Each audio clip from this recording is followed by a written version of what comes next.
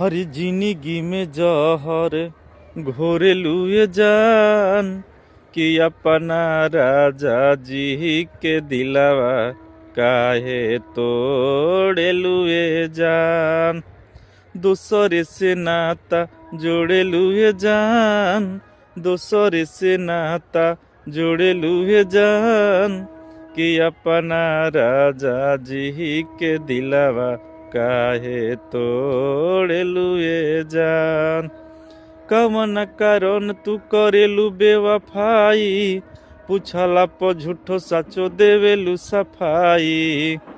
अतना बदल जइबुए हो हरा जाई, सोचला प लागेला करे जा फाटे जाई।